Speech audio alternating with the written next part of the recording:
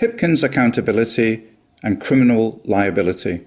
I have some legal advice to present to you regarding Chris Hipkins' alleged withholding of COVID-19 vaccine risk information concerning teenage boys and myocarditis.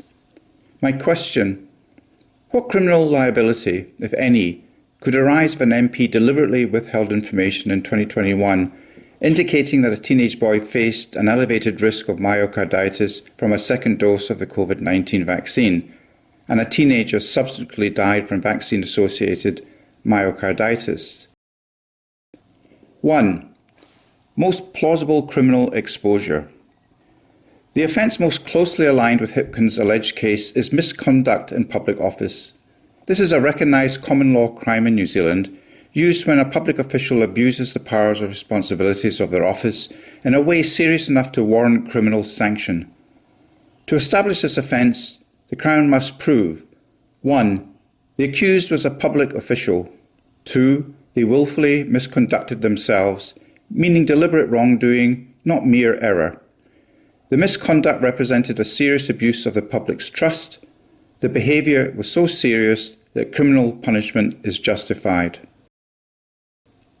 In this scenario, an MP who knowingly concealed safety-critical medical information from the public could be seen as acting in a way that undermines public trust and violates the ethical obligations of office. If the concealment was intentional and aimed at preventing public awareness of a known risk, it could satisfy the willful misconduct element. This offence does not require proving that the concealment caused the subsequent death. It focuses on the abuse of office, not the medical outcome. For that reason, misconduct in public office is the most legally plausible criminal charge arising from Hipkins' alleged behaviour. 2. Unlikely. The charge of manslaughter by unlawful act or gross negligence.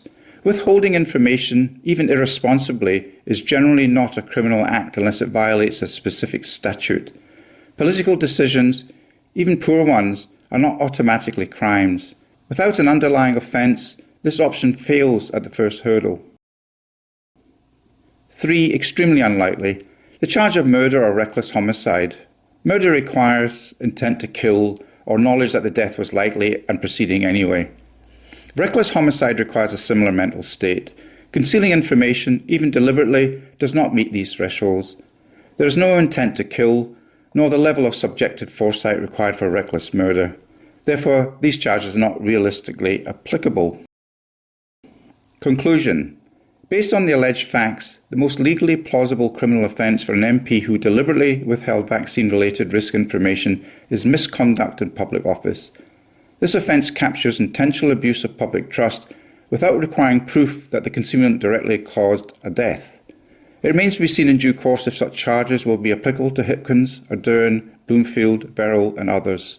More to come. Watch this space. Thank you for listening. WhangāreiTim.